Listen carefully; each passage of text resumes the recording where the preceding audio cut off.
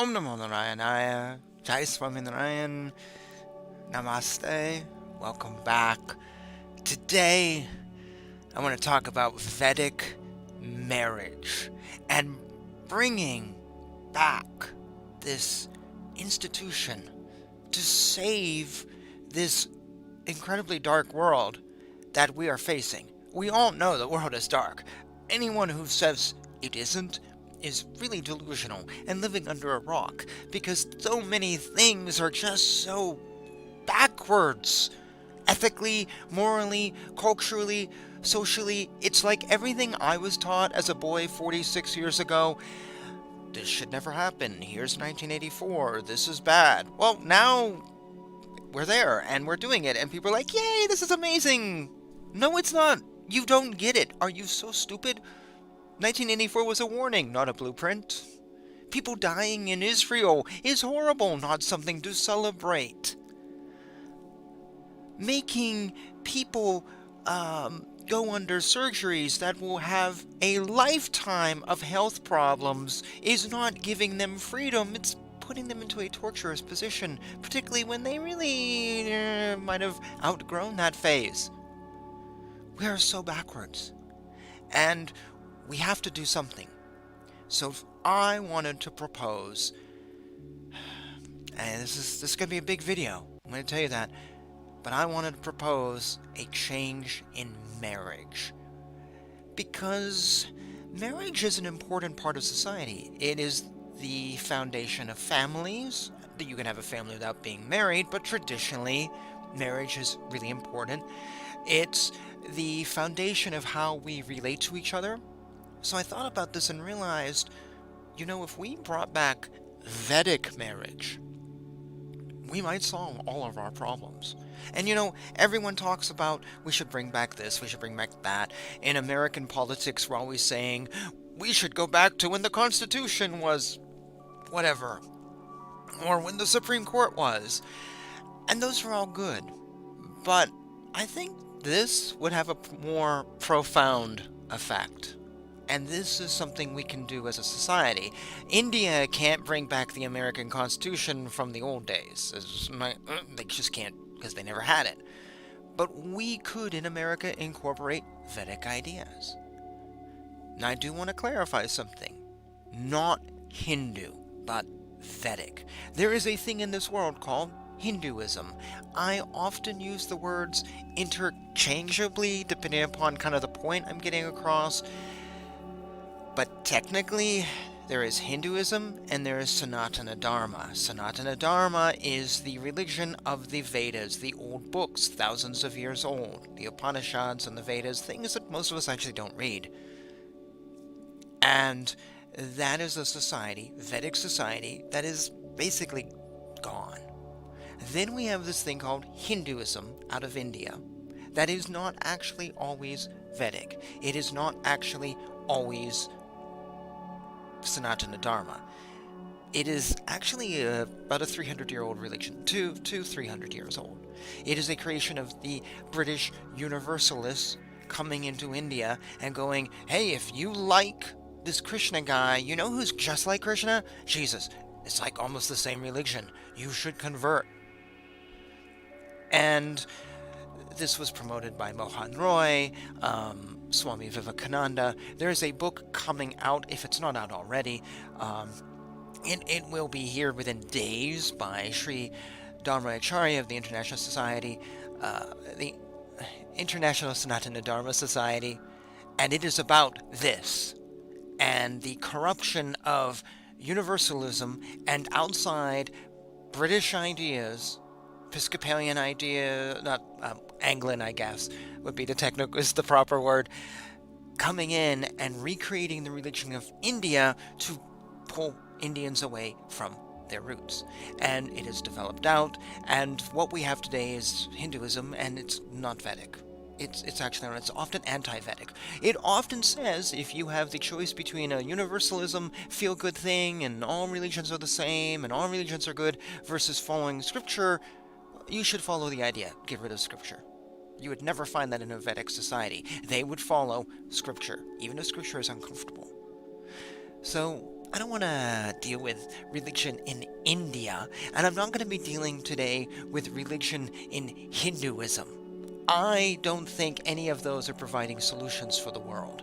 I don't see Hindu marriage, which is this really great elaborate festival that goes on for days, and the women wear the rings and all this stuff, and it's actually really cool. I don't see how that's stopping the darkness from society. What we need is Vedic marriage, which is long gone. We need to bring it back. And Vedic marriage is actually outlined, marriage as a sacrament, as outlined in the Upanishads, which I have read on this channel, and the Ramayana. Also, Vedic marriage has been outlined and detailed by the laws of Manu, who his stuff is, sacred. So we need to go back and bring to the present day a lost tradition. I don't think we have a choice anymore. I think the world is over. Well, according to some people, it's going to be destroyed in 5 years from climate change. And others, it's 9 years. And they think that their climate models are 100% correct, even though 100% of climate models have been proven wrong. That's how backwards things are. And people are following them. Oh my God, we only have 5 years. Well, if that's the case, why aren't you planning the end of the world party? But nobody is, because no one really believes us. But we promote things we really don't believe. Oh, we have to fix society before the next generation is doing the same thing, but it's worse. Because every generation copies what came before and rebels against, but yet, if today we don't teach kids how to read, tomorrow no one will be able to read, sort of thing. So we need to bring back marriage. In this show, I am advocating for the return of Vedic marriage. And the way I'm going to do this is actually read over Wikipedia's page on marriage in Hinduism, because I think it does a really good job of outlining the traditional forms of marriage. And I'm going to be discussing why we need to bring these things back to save society. There is no options left. If we don't destroy ourselves, we need to save ourselves. There's only two ways. Or we can sit back, but if we sit back, we will destroy ourselves. So we need to bring back marriage. And so therefore, I believe that in society, we need to start treating marriage as a sacrament and as a way of having children. Now, I know a lot of people don't want children. I'm sorry, but have you noticed the world's population is actually in decline in many countries? Japan is now facing a problem. Scandinavia is now facing a problem. And what they're predicting is if the decline goes more and more and more, our lifestyles will be greatly affected. And in a bad way. We need to start having children again. I'm sorry. We need to start having children again. If you feel you don't want to be a parent, well, you can adopt. We need to do this. And yes, I understand marriage and gay and lesbian things is an issue because, well, obviously the Vedas didn't really do gay and lesbian marriage because a gay and lesbian marriage doesn't have children. Well, this is where you can adopt. So I'm not against that. We can have gay and lesbians marrying, but you need to be adopting children. If you can't have them, adopt them. We need to get to this, because otherwise, when you're in your 60s and you're ready to retire, and they're like, yeah, well, sorry, the whole retirement infrastructure is destroyed because we have more old people than young people and not enough paying into the system, you're going to wish you had children. So we need to get back to this foundation that marriage is something special and sacred and important, not just for our well-being as we grow and live with someone and they work with us, but as for the foundation of the society that we wish to continue. So we need to go there. That's the first step. I don't really care about the elaborate rituals of Hindu marriages and all that stuff. Do whatever you want. Break a glass or do a thing in the nature, whatever. I don't care about that. But we have to get back to the idea that marriage is special. And getting married should be something we all do. There's a lot of people now who are like, well, women maybe don't want to get married so young and they don't want to have kids, so they're going to have a career. And how's that working out for us? Horribly. Horribly, absolutely horribly. Women are miserable. Populations are going down. and men are being pushed on the outside of society now. So that's not working. So it's time to get back to the idea of women getting married. So when you're old enough, you get married. Swami Prabhupada actually says that women should be married when they first have their period within 3 years. So I saw someplace that a lot of women have their first period by age of like 12 or 13. So within 3 years of 12 to 13 years old, women need to start getting married again. We need to make that change. And if you can't have a career, well, you're doing your career. You're a mother. So you need to have a child. Soon after getting married, you'll have a child or two. You'll do your contribution. And then later, the kid's going to be older and you're going to be in your 30s and you can actually still do a career. It's not impossible to have a career after you've had a child. Actually, you might be in a better spot in your middle 30s with a 10-year-old to have a career than you were before when you were really young and you didn't know. You've learned a lot being a parent. So I think we do need to start marrying off our daughters early on and encouraging our daughters to get married. This is the Vedic way. This is the Vedic way, and these are the words of Swami Prabhupada. And if you hold him up and you hold ISKCON up, and, well, are you really going to question him? The man is a living saint. The man had insights which are unbelievable. We need to marry our daughters off very young, as soon as we can. Not wait till they're in their 40s and men don't want them, and they don't want it because they've lived so long single, we need to not do this. And the other thing Swami Prabhupada says is if women don't get married, their sex drive is like 9 times worse than men, and they will become whores and sluts and prostitutes. And what do we see around us? We see literally now on TikTok women going, well, I've had 20 guys this year. And they wonder why men won't date them, because they're just sluts. So it's ruining society. So we need to institute marriage. We need to bring back children, and we need to start marrying off our girls when they're young, so they can have multiple children too. This is necessary. This is one of the goals of life. You read the scriptures. A man and a woman, they get older, they get married, they have a family, they do their work, and then they retire.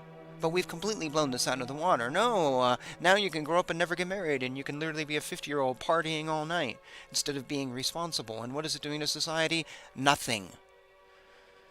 The purpose of life is to contribute to society, not contribute it to your bank account and partying and getting blowjobs. It's time to stop being children, and it is time to start getting married and having children and being adults. We don't have any adults left in society. There's very few of them. So, actually, this line from Swami Prabhupada about marrying women within 3 years actually comes from the laws of Manu. So he didn't create this line. This goes all the way back. So if we want Vedic society, laws of Manu, boom, we're there. It is telling us what to do. So 12 years old, give the woman a few years. Let her get married. Let her start having children. This is what we need to do. There's also some laws in the Manu about prohibiting birth of different lineages, and let's dump that. We actually have more women than men. We need everyone married as much as possible, and men too. We can't. Yes, men don't go through puberty in the same way, but we need to be getting them married too. If we start restricting class, and I don't think that does anything. We need to just get these people married. There's also a thing with astrology in Vedic culture. I just don't think that that's that important to the future of the world. I'm willing to let this go, even though I think astrology is valuable. I'm willing to let that go. Because that, if we start going, well, astrology charts and matching people up, yes, we may want to tap into that. But the most important thing is to get people married and to get them having children. How we get there, these rules and regulations, I don't think are as important. So I'm letting them go. So In this return to marriage, there's actually 8 forms of marriage that are detailed in Manu's writings, and also the the Atharva Veda. I always mispronounce that book. And so these are Vedic views of marriage. And I believe if we bring back these 8 forms on top of what we've already discussed, society is just going to kind of clean itself up. And it's going to have repercussions on so many levels. We're going to be better people, stronger people. Climate change won't happen because we'll all be more aware. I think we'll have a higher religious growth. But we need to bring back these 8 things, because we talk about we need to bring back Vedic marriage. This is it. This is what we need to do. This is Vedic marriage. So I'm going to go through these 8 things that we need to bring back to return to a Vedic society, which is a strong society. Yes, it vanished due to warfare, but we don't have that now. Well, we do with the Muslims, but they've been getting along with Hindus in some weird way, so maybe we can keep that coexistence happening. But we need to get back to a Vedic society, and this is how. Marriage is the foundation of society. End of story. So here we go. The first form of marriage that we need to bring back is Brahma marriage. So this is a form of marriage where it's one's daughter is married to a man of good conduct, which thus this form encourages men to be of good character. See, right now we don't really have anything that encourages men to be of good character other than you'll go to jail if you break a law. But now we need people to be getting married. So now we would have an incentive. Men, you need to get married. If you don't, your status is just going to go like, you'll be dirt, you'll be nothing. People won't give you work if you don't get married. I mean, it's just going to be so important to get married. How do you get married? You are a man of good conduct. So now you have a reason to be a good man and not a drunken piece of shit. It's going to be more than just laws. It's going to be now your role in society is going to be important. And it's based on how good of a man you are. So that's already a positive change. Then the thing is, in the Brahma marriage form, is it's not just a man of good conduct. He is learned in the Vedas. Who's learning Vedas now? No. Nobody. How many of you have read all 108 Upanishads? Raise your hand. I can't see you, but I know very few of you are raising your hand. People talk about the Atharva Veda, but they haven't read it. We haven't actually read all 4 Vedas. Most people haven't. I haven't really read all 12 books for the Srimad Bhagavatam. I seriously doubt anyone's read the Mahabharata who's listening to this. All 18 books, not the abbreviated 125-page version. So now we're going to encourage men to be good and to learn the Vedas. And this, as I said in the show, is what everyone should be learning. They all should be learning the Hindu scriptures, because I believe the Hindu scriptures are the basis of a great society. We need them. The other form of this is, so this Brahma marriage actually was for Brahmas. And I disavow that. I've already said we don't really need to worry about that. But there is something here that would be of interest. So I don't want to do a marriage based on caste system or whatever, because I just want people married. We have too many boundaries as it is, pushing people away. Let's get rid of as many as we can. In this, though, we have people who are Brahmins getting married. So priests getting married. That is a traditional thing in Hindu culture, that priests were married. We don't do that in Christian world. Priests don't get married. Nuns don't get married. Monks don't get married. A Protestant minister does, but not a Catholic. And this we need to change, because I believe that the church has been an escape for men and women who don't want to get married. They escape. And we're letting them escape. And we're letting them cloister themselves to just pray all the time and doing nothing. We need children. And I think we need to change the rules. So priests need to start getting married again. There's nothing wrong with being married as a priest. Protestants can do it. Why can't Catholics? Come on, you can get married. It's your duty. to get married. Right now, priests don't get married, so Catholics are having lots of kids to kind of compensate. But if the priests got married, maybe the Catholics wouldn't have to have so many kids. You could use birth control and you could all balance it out. So no, it's time. It's time we end this rule. So this Brahma marriage is really interesting because it brings back the idea of priests getting married. And this we need. So that's the first thing we should bring back. There's a few things we should do. The other form of marriage is the Daiva marriage. This is something that's completely gone now. This is where a father gifts his daughter in marriage to a priest who officiates at a sacrifice ceremony instead of paying a fee. So I want you to do my ceremony for me. I can't pay you, but I got this girl here. And it sounds really weird. And the problem with this form is we don't do sacrifices anymore. We don't need to do sacrifices. And the Vedas say we don't need to. We're not in any yuga other than the Kali Yuga, so we don't need to. So this form of marriage is maybe not necessary. But there is something to the idea of giving away our daughters to good men of good conduct. And in this one, it was to priests instead of paying them for something. Might we be able to institute this in society someplace else? Hey, I have a daughter, I can't pay you, perhaps you would take my daughter. This might be something that might be good to have introduced into society. Now, with this, I should mention that traditional Vedic society and all societies viewed women as property. And that's really what this form of marriage is recognizing. Woman is a piece of property, I'm giving you this property as basically money. So, yeah, we need to bring the idea back that women are property. Because what's it doing? We need to bring this idea back. Women are property. We should be able to give them and trade them, be able to grow things. I mean, this is what, royal families do. They deliberately set people up, and we applaud royal families. I mean, okay, current Charles III, reigning monarch, has some incest issues in his DNA, but they do it, and, no one really barks too loudly. So I think we need to bring back the idea of women as property to be able to make gains that we've lost. We can't do things. I mean, how many people out there have a daughter but can't pay for something?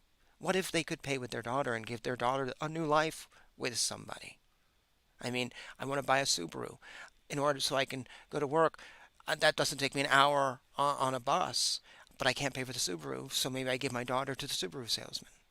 I mean, that right? Wouldn't that be helpful now? That person now doesn't have to spend an hour on the bus. They can have now more time at home. Maybe they have more children. I don't know. So this is something we really should bring back. Another form of marriage is Arsha marriage. And this is a very traditional exchange of a daughter to somebody, and in return, the man has received, according to Wikipedia, a pair of cattle, a cow, and either one pair of cattle, a cow, and a bull, or two pairs are given. So it's an exchange of these properties. So we don't really exchange cows and cattle anymore. So Yajnavalkya, who is a sage mentioned in many of the Upanishads, actually suggests trading one's virgin daughter in exchange for just a pair of cows. But there might be something very interesting in this if we had cows and started trading cows. Because then we might, I trade you a cow, or I get a cow from my daughter. I now have a cow that I can milk. I have pure, wholesome milk, which would actually make me healthier. Right now, what's the stuff we put in milk in stores? Oh, who knows what they put in our food? So this might be a back to earth, back to healthy eating form of trade. And it doesn't just have to be cows. We might be able to extend it to sheep or animals or other things that we can trade and have healthy, or even maybe extending it all the way to, I will trade you my daughter for your vegetable farm, and I will just come and work in your vegetable farm, and then I get to see my daughter who's now married to you, and I can just now get healthy food from the ground. And we're all suffering with bad bodies. I mean, this is a return to the earth and healthy living. Isn't this what, we have so many health food stores now, but if we had cows, would we need as many health food stores? I saw a joke the other day. It says every grocery store has a health food section, so what's the rest of the store? Bad food section? Yeah, kind of, sort of. We need to get back to earth, and here is a form of marriage that puts our health first. Hallelujah. That is something we need to be really investigating, because if we're not healthy, all this other stuff is just going to fall apart. We need to be healthy. We need to be healthy in mind, body, and spirit. So there is another form of marriage. It is called the Prajapatya marriage, and this is just where a father gives his daughter to a man, and he treats the man with respects, and then blesses the man by telling him that you two will perform religious duties together. You will perform your religious duties together, and the man is actually sought out and found by the father. So the father goes searching for a groom, finds one, says, "Oh, here is my daughter. You two will do your duty together," and marries his daughter off. This is sort of you hear this in old stories. Went out hunting here, went out hunting. But what it means is that his daughter, it's arranged marriage. Essentially, it's arranged marriage without a marriage maker in the middle. And what's wrong with this? What is wrong with arranged marriage? I knew a woman in Japan.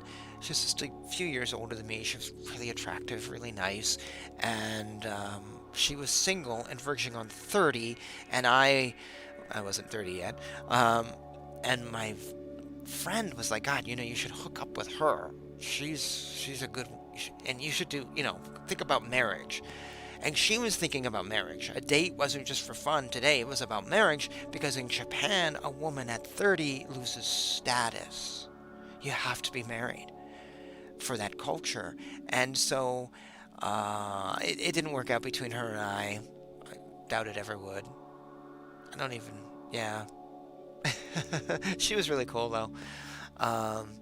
And she said at one point she was leaving, because we were both her and I worked in the school, and I had left the school because I was just there as a sub, and then she was leaving at the end of the year to go up to Tokyo because her parents were going to arrange a marriage for her before it was too late, so she could save face and save status. And so that's this marriage right here. Is there anything wrong with that? I mean, otherwise she might have been around for years and years and years without getting married, and her life would have just fallen apart, and it would have been just horrible. So arranged marriages, we need to bring them back. We need to bring them back. There's nothing wrong with them, and you can learn to love the person you're with. What is the "Do you love me? Do I what?" from Fiddler on the Roof? Well, it's not about love. Is it really about love? We haven't discussed love once, because love won't pay your Social Security if your society collapses. We put so much focus on love, but love isn't what's keeping society up. When no one's married and we don't have kids, love isn't going to matter. We're going to need kids. We're going to need something, and it's going to be drastic. And women are going to somewhat suffer. But you know what? If we institute these Vedic forms of marriage, we can prevent that from ever happening. So the other form of marriage here is the Gandharva form of marriage. It is love marriage. See, it's not completely ignored. And this is, a young man and a young woman, and they want to bang, and they get together. This is not, in Vedic society, considered an approved form of marriage, because it's not done with any consideration of astrology, of value, property value, of worth, of trade, of any of those things. It's just, I love you, you may be the worst person for me, but It's not condemned, because at least we've got two people together, at least they're going to have children. But it's not really approved by Vedic society. Love marriage is a convenience, because now you don't have to arrange a marriage and you don't have to worry, they're good to go. But it's not really worthwhile. It's not really worth it. And this is our problem in society. We've put all of our focus into love. I love you, or do you love me, or I don't. We're going to get a divorce because I don't love you. And stop this. You know how much is based in society on love, and what is it getting us? A bunch of lonely single people in their middle age who are going to get married or maybe never and never have kids. It's ruining us. Stop the focus on love. Stop this matchmaking stuff and dating things. Forget about that. Just be with someone who's got good conduct, they're well learned in the Vedas, and they have a job, and they can take care of you, and you can have children. You have something on the side if you need to. But this whole thing of our whole society is based on love, and what's it doing?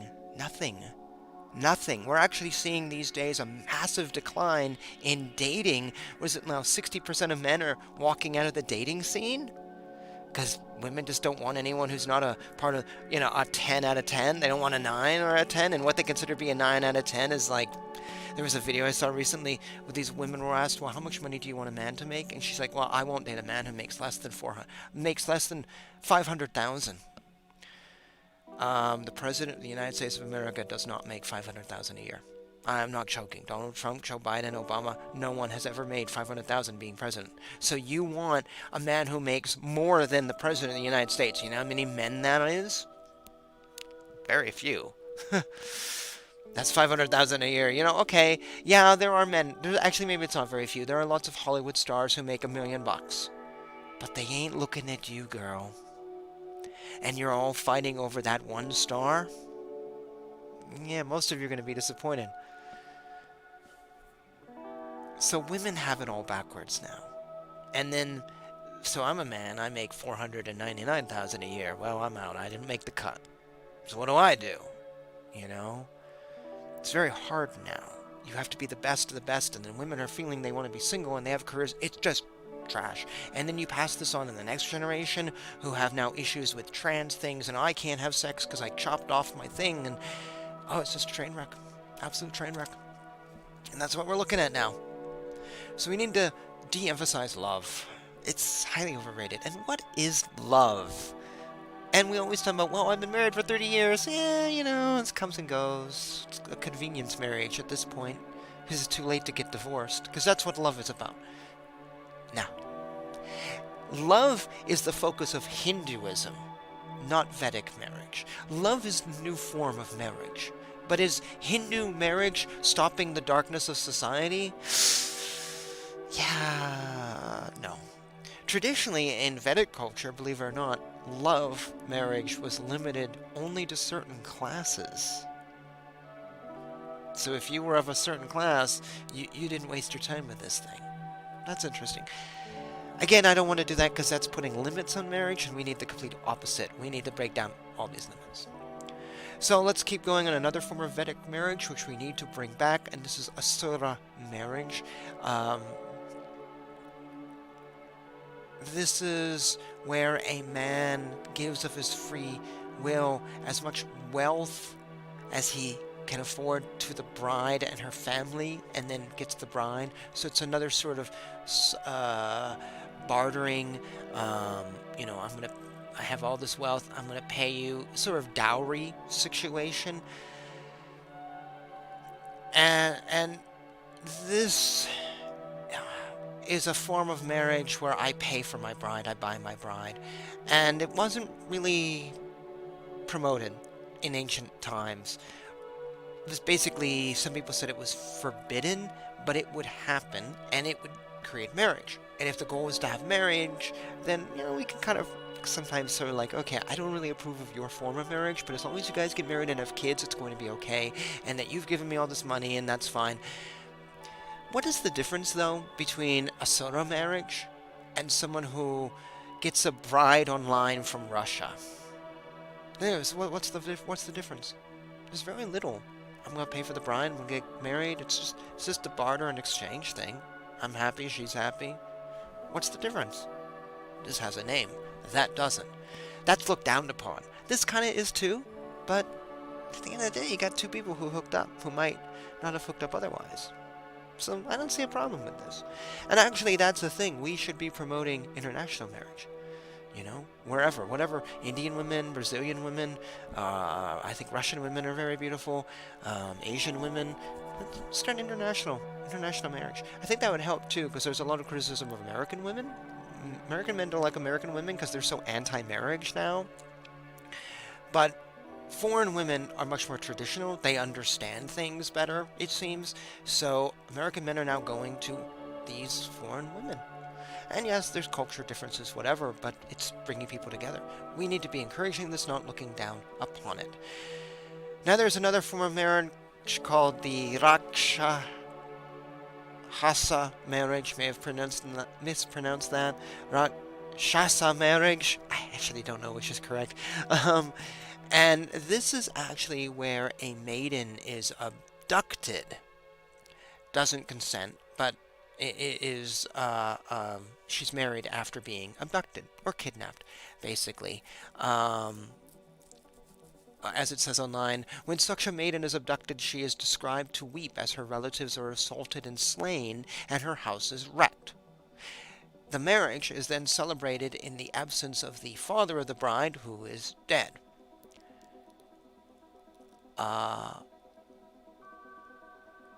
It is a reprehensible form of marriage condemned by the laws of Manu, but it saved face for the woman. Now, I do not advocate killing in any way, shape, or form on this channel. I really don't approve of it unless it's by necessity. What's going on in Israel right now, I do not believe is a necessity. Even the death penalty, I kind of have this push and pull with it. Is it necessary to kill that person? Are you doing anything? Is life different? If someone is attacking me, that's a necessity. So I do not agree with this, where you are to kill the family of a woman and then marry that woman because she now has no family. But, maybe there's something here to rape, and saying, hey, if you rape a woman and you kidnap her, then that's marriage is to, follow through. I mean, how many women are kidnapped? Let's just now get them married. They should just be married now, right? That's kind of what this is saying. It's eloping with someone who you've kidnapped. I mean, that woman's going to be disgraced. She's going to have trouble from now on and trauma, so just get married. So it sort of solves the problem of having to do, like, therapy down the road. I got a bug flying around me. Sorry. Solves therapy, and she can, just do this. So, let's see. There is one last form of marriage, and that is the Paishacha marriage. And this is when a man actually rapes a woman, when she is asleep, intoxicated, or mentally challenged in some way. That then invites marriage to occur. So if I rape a woman who is not quite there, then we are technically married. And this was condemned because really the laws of Manu are not about hurting women, it's about giving society a boost. So killing the family, raping, kidnapping is really condemned. But if it's going to happen and you can't stop it from happening, we don't seem to be able to stop rape, can't seem to stop this, so let's just go with it. In modern society we have date rape, and that sends you to jail. But our jails are overcrowded. If we said, no, you date a woman, you rape her, and now you're going to be married, then our jails aren't going to be full. And we could get rid of all this stuff about, well, he said, she said, or she wanted it, or she did. Imagine how many jail cells would be cleaned out if we got rid of the date rape law. Just, hey, now you're married. Now you're going to be productive citizens. And now this guy who's really horny, well, he's got a woman with him now, so he doesn't have to rape others. This is Vedic culture right here.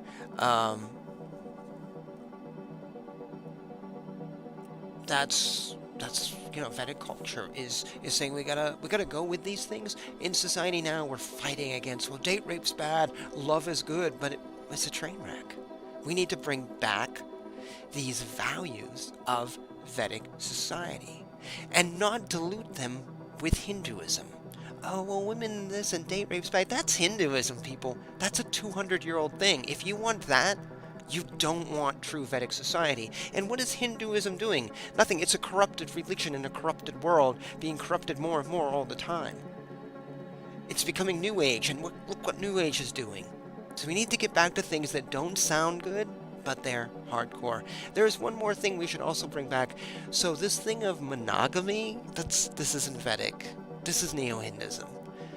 Hindu society is not monogamy. All we have to do is read the Ramayana. King Dasartha, the father of Rama, Bharata, Lakshmana, has how many wives? And Rama's like, all my mothers, they refer to them as? What's wrong with that? Why are we getting rid of that one-on-one? We already know men have a kind of a sex drive, so why not allow them a couple women? It may cut down on raping if you have many women who are your wives. You have to be able to take care of them, though. I don't believe in marrying a bunch of women that are sleeping on the street. You have to be able to take care of them. And how do you take care of them? Not by being a sex maniac, but by being a man of good conduct, being versed in the Vedas, having an income. So we go right back to the beginning. So this is all tied together. So we need to bring back non-monogamous forms of marriage. We also have more women than men. So in order to balance that out, we really do need more polygamous forms of marriage. And that actually, we could do it for both men and women. So a man could have multiple wives and a wife could have multiple men. I don't see a problem with that. This was actually very common. Brahmins in Vedic society would have multiple wives. There were often limits depending upon society, but this was really common, and goes all the way back and is completely approved of by the Vedas. This one-on-one actually might be a problem to us. So let me think if there's anything else here that I wanted to mention. So again, I may have said some things to you that sound absolutely horrible. Women as property? Really? Having children at 16 years old? But we talk about wanting Vedic society. I saw it literally the other day as I was plugging this into the YouTube. Someone was like, we need to bring back Vedic society. Here we go. I am outlining to you the first step, and that is with marriage. I believe if once we institute that, other things will change. Absolutely change. There are some things we can keep, like I don't want to... Vedic society does actually condemn homosexual sex. Actually, no, it condemns sex between men, not women.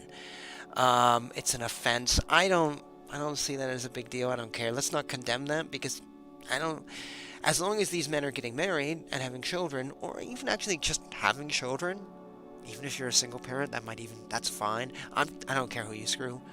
Just have some kids. We need that. These things may not sound good to you, and you might, like I said at the beginning, go, but Hinduism says. Hinduism's a modern thing. It's a modern thing with modern laws. And it is not traditional. It's not Vedic. It's a whole different system of belief. And it's not working. We need to get back to Vedic culture.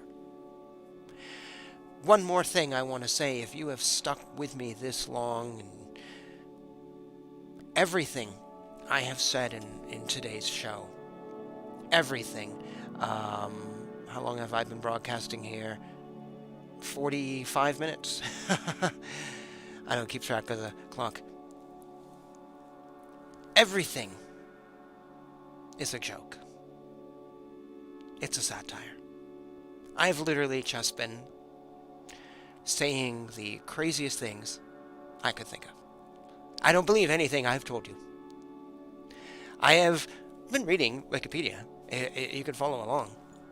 But I've then just been going off, saying whatever I could think of in the moment, and trying to explain these things. I don't believe any of it. I don't support any of it, and everything I've said to you was a satire. A joke. A very long, not so funny, comedy sketch. I don't support anything I've just told you. I've been lying to you. And you're like, what? Excuse me? I know there's people who are going to comment and going, oh, this is horrible, and I'm going to refer them to this part of the video because I'm going to know they didn't get this far. You see, I really did see a post online that said we need to get back to Vedic society. And I see that all the time. All the time. Even Shri Acharya, who I adore, always says we need to get back to Vedic society. But do we actually know what that means?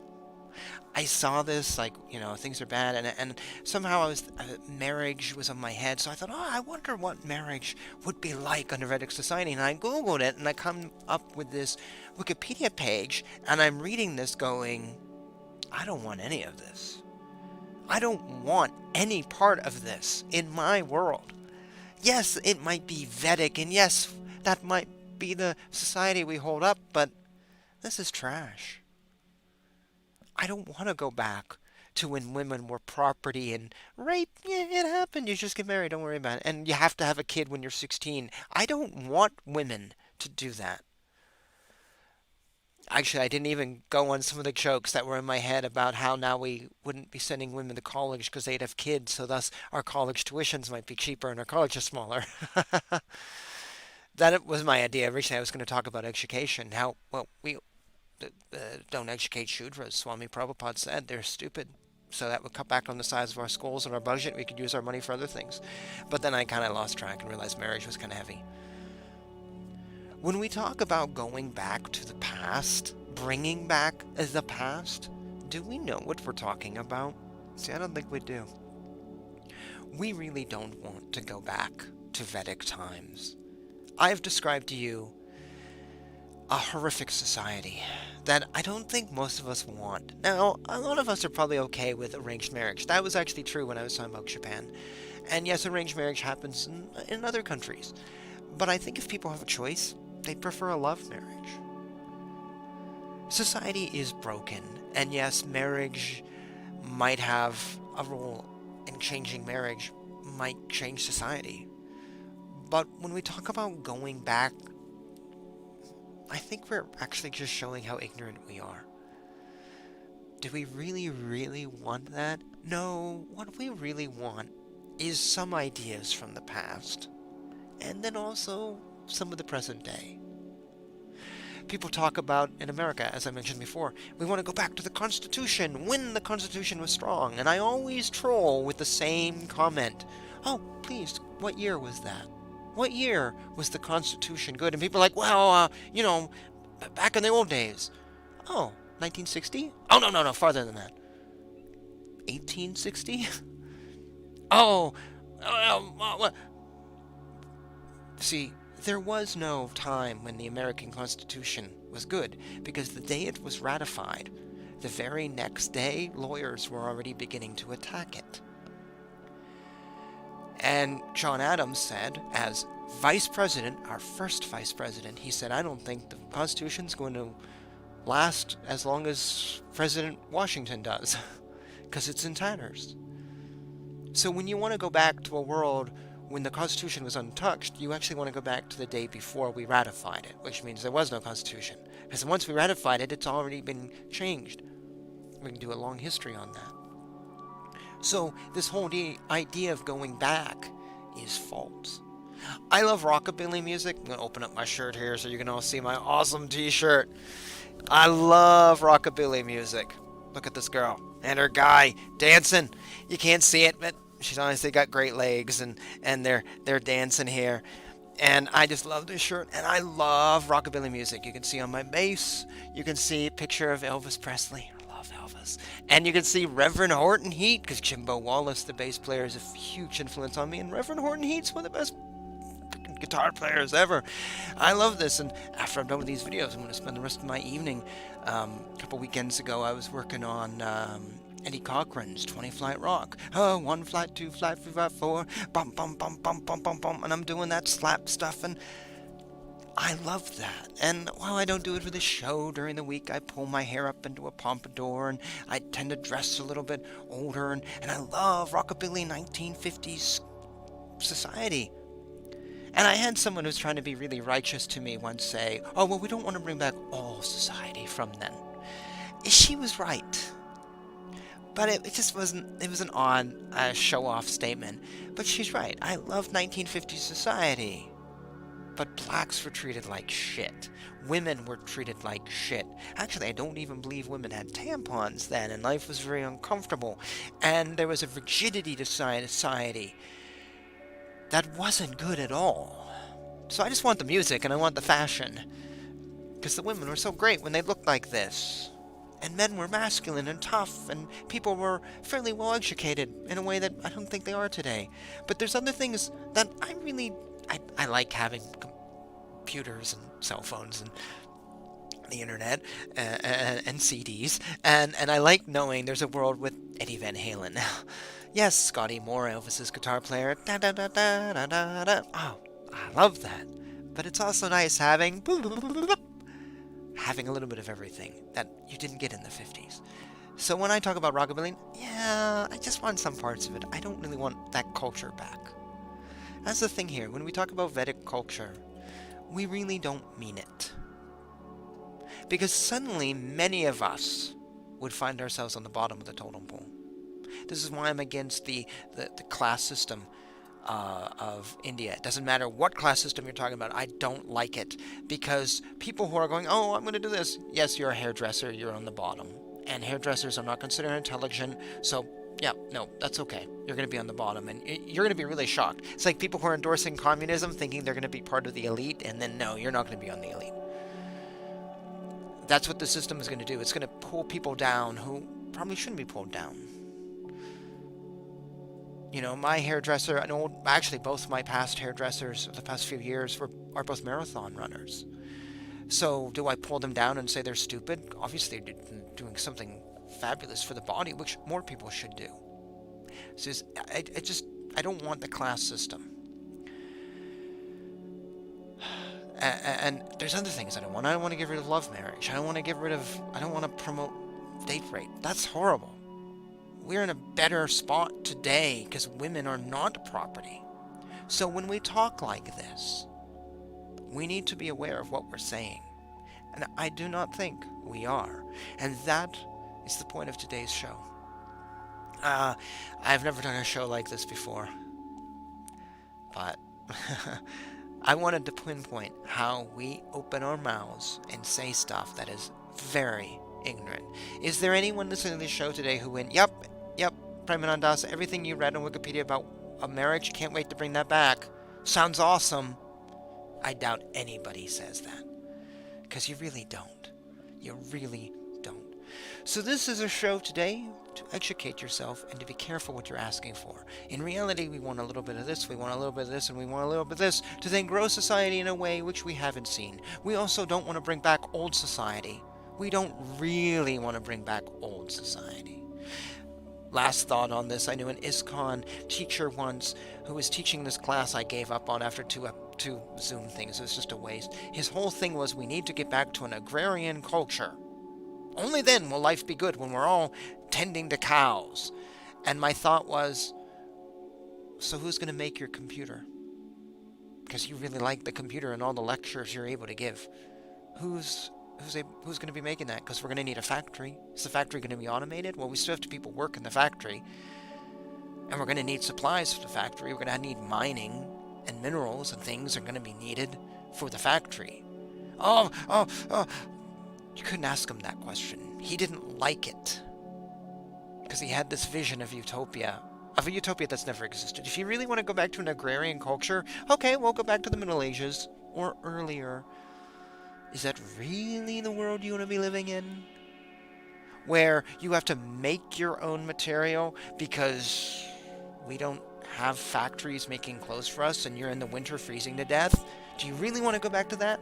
And where everyone has to get enough wood for your furnace? And if you don't, you will freeze to death? And he'd probably say, oh, well, we'll all work together. But yeah, societies don't work together that easily. He was totally clueless, and I was like, you're just insane. And he had gotten this big sociology degree, I think to show off how smart he was, but really it was just a degree to give him bragging rights. I have a degree, therefore what I say is good. Okay, you want to live in the Middle Ages. Okay, good for you, but I don't think you're going to swing anybody in that Hare Krishna movement, because I don't see very many people who want to give up all this, other than the Amish. And even the Amish, yeah, they're not completely... You know, they use some technology. They're not completely against everything. The Brethrens too, the others, there's some things. Their houses are made using modern techniques. So we need to be careful when we want to go back in time. Do we really want to go back in time? You women who endorse Sanatana Dharma, do you really want to go back in time where you've had 3 kids by the time you're 20? And your property? Is that really what you want? This is where we need to start learning and reading and understanding that yes, the Vedas are great and the Vedas are awesome, but we don't need to take them lock, stock, and barrel. We need to be discriminating. So I will find out in the comments section how many people got this far in this video and how many of you gave up because you thought I was an asshole. And that'll be interesting to read.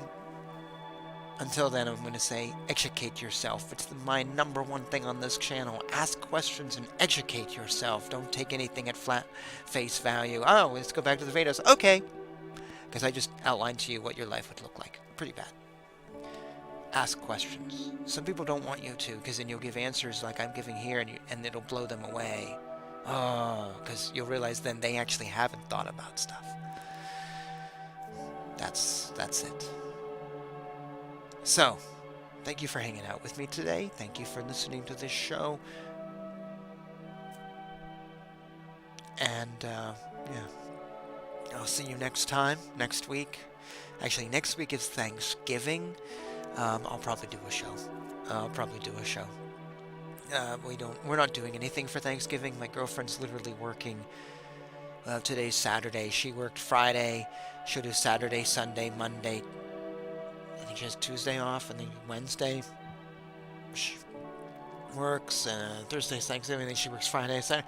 Oh, it's insane. She's at a bakery, and she literally didn't get home till 11:45 last night, but she gets out of the bakery at 9. It was pretty bad, and she's pretty angry, so we're not doing anything, and we don't have a car right now, because it's going into the shop, so we're not traveling, and it's just too much. So I'll probably be doing a show, and yeah. And I actually have another YouTube channel I'm working on with music. Something completely different than this that I might also be debuting. If you should keep an eye out for that. Talking about rockabilly stuff. And yeah, so until then, I wish you all the best. Thank you for hanging out with me. Thank you for watching this video and all the others. On any of the platforms, I have expanded the range. So we are now on BitChute, Rumble.